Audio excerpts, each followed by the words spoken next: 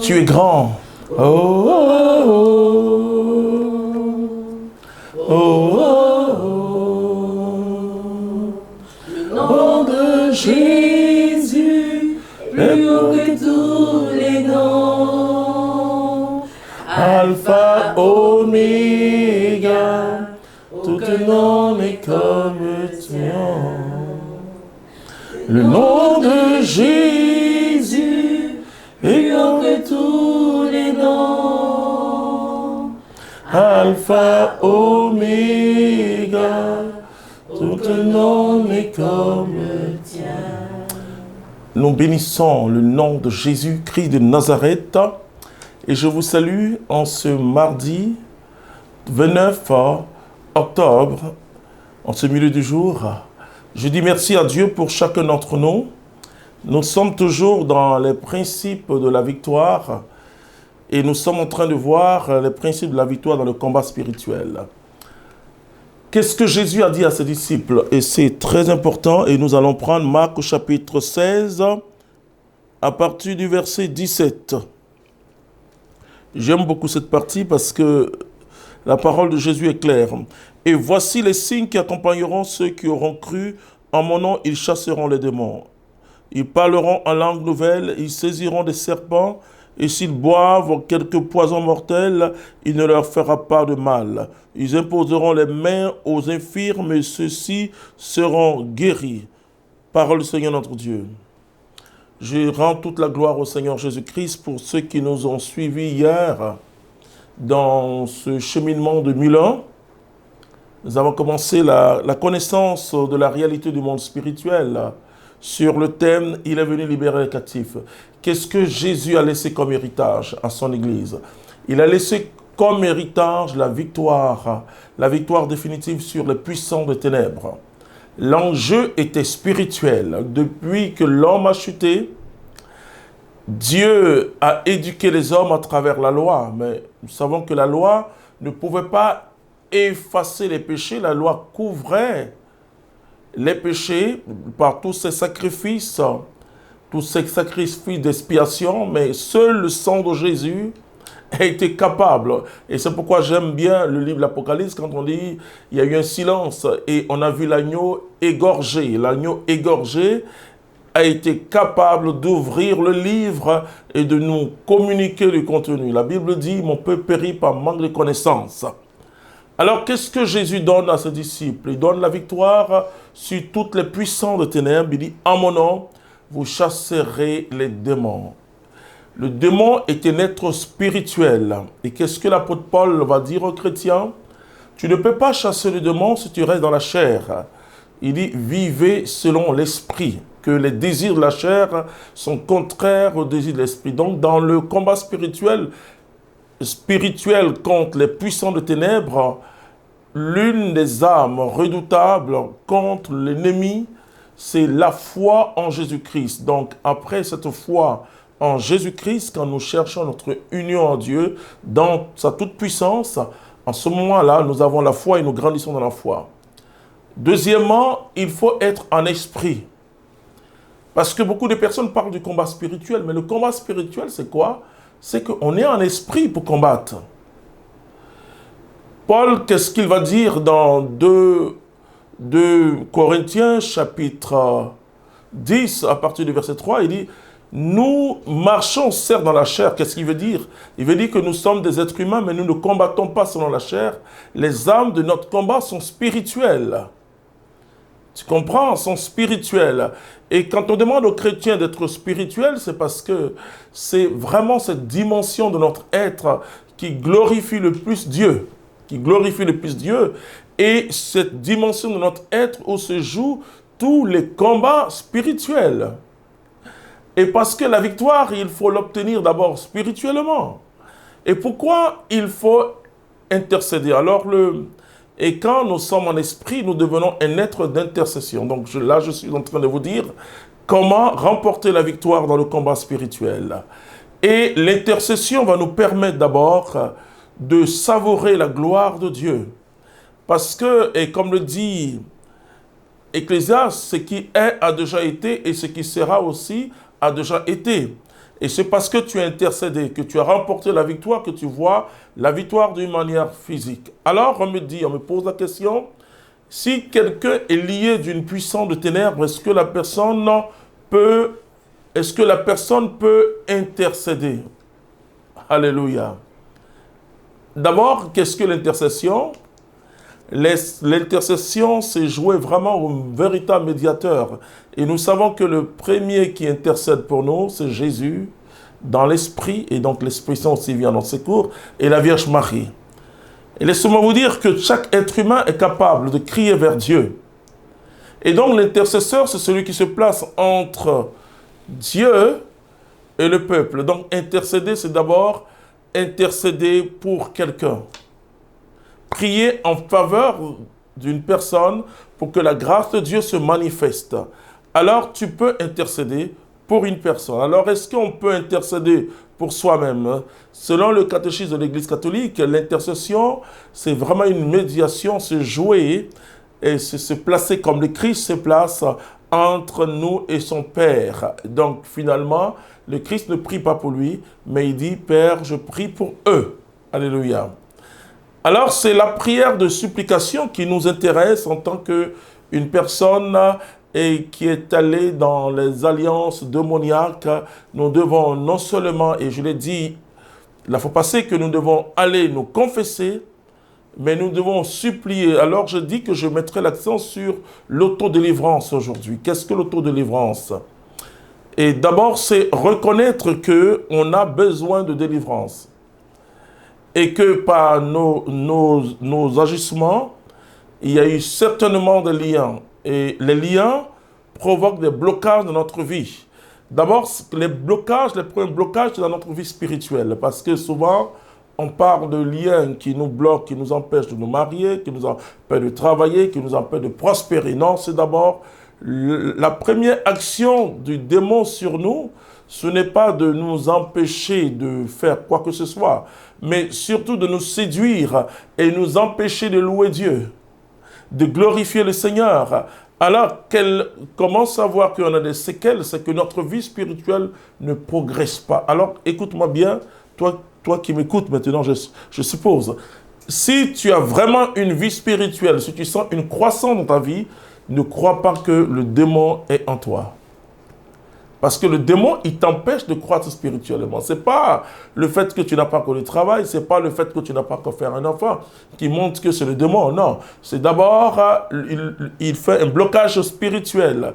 Il t'empêche de glorifier le Seigneur parce qu'il sait que notre Dieu et notre Père, on l'adore. Et on l'adore surtout en esprit et en vérité. Alors, qu'est-ce qu'il va faire? Quand on commence à voir que tu as des blocages dans ta vie d'ordre spirituel, c'est que tu n'arrives pas à aimer Jésus à fond. Tu n'arrives pas à aimer Jésus. Ou bien tu prends des décisions en disant, voilà, je vais marcher de cette façon dans le Christ et je vais marcher dans une sanctification, mais tu n'arrives pas. Mon frère, ma soeur, tu as un blocage. Le blocage est d'abord d'ordre spirituel. C'est parce qu'il te bloque spirituellement qui peut bloquer autre chose dans ta vie. Parce que la porte ou la fenêtre, c'est d'abord le spirituel. Quand il te guide, quand il te domine spirituellement, alors il peut faire des blocages même physiques, il peut même te filer certaines maladies, certaines souffrances inutiles. Parce qu'il y a des souffrances que Dieu permet pour notre croissance spirituelle. Et il y a des souffrances que le diable envoie, et la Bible dit, ne nous soumets pas à la tentation, mais délivre-nous du mal. Ça veut dire quoi? Et c'était l'ancienne formule. Ça veut dire simplement, Seigneur, viens nous secourir du mauvais et pour ne pas qu'on tombe dans la tentation. Et d'ailleurs, la nouvelle formule, il demande au Père de ne jamais nous laisser tomber dans la tentation. C'est très important. Alors, mon frère, ma soeur, laisse-moi te dire une chose. Quand tu vois que tu crois spirituellement, c'est que Dieu est en toi. Et quand tu vois que tu ne crois pas spirituellement, je peux dire que mon frère, ma soeur, oui, on a tous des tout petits besoins. Et on n'a jamais, vis-à-vis de nous-mêmes, le sentiment qu'on connaît suffisamment Dieu. Mais ce qui se passe en nous, c'est qu'on sait qu'on aime Jésus de plus en plus. Alors si tu n'arrives pas à aimer Jésus de plus en plus, Et parfois, j'ai vu les personnes entrer dans les milieux quand elles sont sorties et dire, mais je n'arrive plus à prier. Je n'arrive plus, parce qu'il ne faut pas prier parce que tu as une demande à formuler à l'endroit de Dieu. Non, ne prie pas pour ça. Prie parce que tu veux adorer ton Dieu, tu veux reconnaître sa grandeur, tu veux lui dire, Seigneur, je t'aime. Alors, mon frère, ma soeur, tu verras la puissance de Dieu couler sur toi. L'intercession ou la prière de demande, c'est pour les autres. Mais quand nous-mêmes nous voulons prier, c'est pour adorer le Seigneur.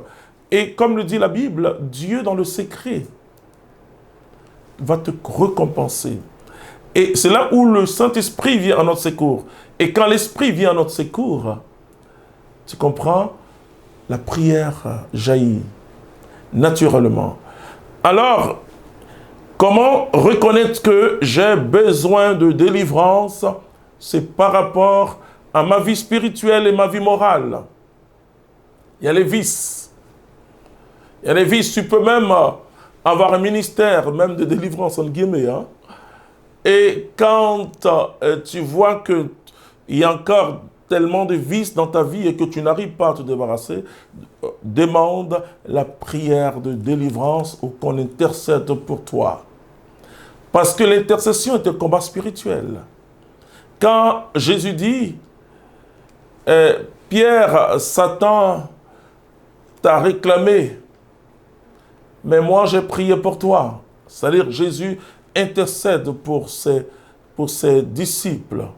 Et ce qui manque aujourd'hui, même dans nos groupes de prière comme dans nos communautés, c'est se positionner pour être l'intercesseur de ton frère.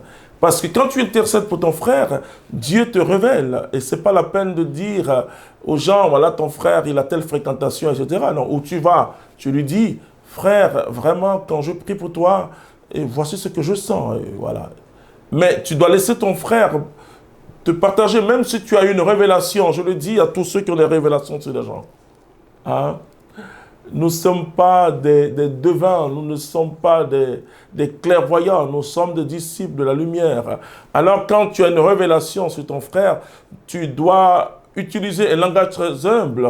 Frère, je ne sais pas, mais je vais sentir ça sur toi. Mais enfin, mais je ne sais pas. Hein. Voilà. Mais ne va pas le dire, oracle du Seigneur, à son serviteur, voilà, non. Parce qu'il faut que la personne puisse manifester librement sa liberté, entre guillemets, pour te dire, oui frère, vraiment, voici le problème. Mais tu n'as pas besoin de décrire. Tu comprends? Ne décris pas, et le Seigneur te révèle pour que tu puisses prier pour ton frère. Ce n'est pas dénoncer ton frère, mais prier pour ton frère. Et quand tu rencontres ce frère dans un langage spirituel, tu l'aides à comprendre que sa vie doit changer totalement. Alors, quand la personne est trempée dans les alliances anciennes dont je parlais au jour, il te faut, et je l'ai dit, il faut qu'on casse les liens. Pourquoi on casse les liens? Parce que les liens sont comme des cordes, ce n'est pas encore une possession. Ce n'est pas encore une possession. Aujourd'hui, je vais mettre l'accent sur le fait que la possession est différente de tout ce que nous pouvons imaginer. La possession, c'est quoi? La possession, et d'ailleurs, théologiquement, le démon ne peut pas posséder l'homme 100%. Nous jouissons d'une liberté, et comme je dis, il y a le cœur du cœur du cœur. Il y a un endroit où le démon ne peut pas siéger. C'est Dieu seul qui peut siéger. Et c'est pourquoi il ne peut pas nous posséder 100%. Tu auras des moments de lucidité. Amen. Et la grâce sanctifiante viendra à ton secours. Alléluia. Pour que tu puisses faire, si tu le veux. Et parce que le démon, il ne peut pas voler toute ta volonté. Ce n'est pas possible. Tu as des moments de lucidité. Et d'ailleurs, il ne peut pas. Il ne peut pas te posséder à 100%. Alléluia. Parce que tu es l'image et la ressemblance de Dieu. Mais la possession veut dire clairement que dans ces alliances que je suis en train de tisser avec les esprits des eaux, avec les esprits démoniaques, je suis conscient. Attention, vous comprenez? Je suis conscient des risques. Parce que la possession jaillit parfois d'impact. Et soufflé d'un donnant. Alors, quand le démon dit ceci, il dit, oui, bien sûr, par des formes. J'ai dit, si quelqu'un voyait le diable, il me le fuit, mais par des formes de ruse, Voilà, tu veux avoir telle chose, mais écoute, il faut donner telle autre chose. Est-ce que dans tes enfants, lequel tu aimes? Oui, frères et sœurs, je mets une petite parenthèse en parlant de quelqu'un que j'ai connu qui est dans la science occulte, qui était le patron, l'instructeur Afrique. Et en 94, quand cette personne, je l'ai rencontrée, elle était sûre, elle était chrétienne, mais elle dit, elle ne voit pas l'inconvénient, voilà, d'être dans cette science occulte, dans, je le dirais, l'occultisme. Vous voyez, avec des obédiences, donc on se comprend bien. Et elle était instructeur, cette personne, c'était elle qui enseignait tous les leaders de ce siècle, je le dirais, ésotérique. Alors, elle me dit, mais je ne vois pas l'inconvénient avec, ou l'incompatibilité avec la foi chrétienne. D'ailleurs, je suis très engagé sur cette paroisse. Voilà, je siège dans le conseil paroissial. Laissez-moi vous dire, et là je m'adresse aux responsables de paroisse, il nous faut avoir un discernement. Il nous faut avoir un discernement parce que si ces gens-là entrent dans les conseils paroissiaux, ils bloquent, vous savez ce qu'ils vont bloquer? L'évangélisation. Et progressivement, ils vont chercher à être au-dessus même du curé. On le voit. On le voit parce que dans leur obédience, dans leur siècle, ce qu'on leur enseigne, c'est la domination. La domination pour la domination. Et nous, qu'est-ce qu'on nous enseigne? C'est l'obéissance. L'obéissance d'abord à Jésus-Christ de Nazareth et à la hiérarchie. C'est très important. Dans les actes de désobéissance, nous voyons la révolte. Or, nous savons que la révolte ou la rébellion vient du démon. Très important. Il nous faut avoir un discernement. Et quand ces personnes-là entrent dans un conseil paroissial, qu'est-ce qu'elles vont donner? De l'argent. Et je parlais avec un ancien, alors je vous communique ça, et parce que j'ai été édifié. J'aime beaucoup les anciens, j'aime beaucoup les vieux. Et comme le dit quelqu'un, c'est une bibliothèque ambulante. Parce qu'il possède une bonne sagesse, même si c'est une sagesse humaine, mais c'est bien. Il me dit en fin de compte, ceux qui s'attachent à l'argent ou ceux qui ne comptent que sur l'argent, ce sont les véritables pauvres. Ouais.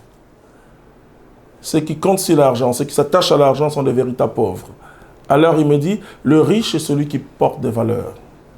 Alléluia. Très important. Très, très important.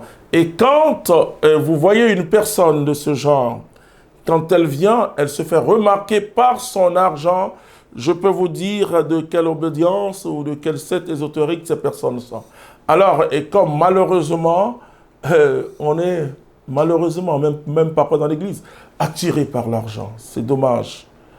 C'est dommage, ce sont les pauvres qui s'attachent à l'argent. Les riches s'attachent à Dieu. Alléluia. Donc, si tu es attaché à Dieu, tu es riche. Et le démon, qu'est-ce qu'il joue? Il joue que sur nos sens, sur nos appétits, nos sensualités. Et c'est sur ces choses qu'il va jouer. Alors, je peux te dire, mon frère, ma soeur, que Jésus-Christ est le Seigneur. Alors, cet homme, je l'ai suivi pendant 2 ans et il était totalement délivré. Mais quand il était délivré, c'est là qu'il a su qu'il était dans l'obscurité. Et ils ont repris tous ses biens, parce qu'ils ont des réseaux. Ils ont repris tous ses biens, et pire, ses enfants ont été attaqués spirituellement, et ça a été terrible. Il fallait prier plus de 5 ans, sans relâche pour cette famille. Aujourd'hui, ce monsieur, il va témoigner partout. Je permets à ce monsieur de témoigner dans les milieux très restreints, mais il va témoigner pour dénoncer, parce que la Bible dit dénoncer les œuvres de ténèbres. Alors, mon frère, ma soeur, tout à l'heure, tu vas nous suivre à travers une conférence de presse. Une conférence de presse. Et tu vas nous suivre aussi, et tu pourras le suivre l'après-midi. Mais je suis obligé de m'arrêter là pour te dire simplement que nous nous retrouvons le samedi. Hein? Et ça sera depuis le Sénégal, ça sera depuis Dakar. Alors, je salue déjà tous ceux qui sont à Dakar. Nous aurons 10 jours d'évangélisation dans le Sénégal. Alléluia. Alors, Maradef. Et qu'on se retrouve partout et tous ceux qui nous suivent. Donc, rendez-vous est pris samedi 12 heures GMT, 14 heures heure française et 9 heures heure canadienne. Que Dieu vous bénisse éternellement. Amen.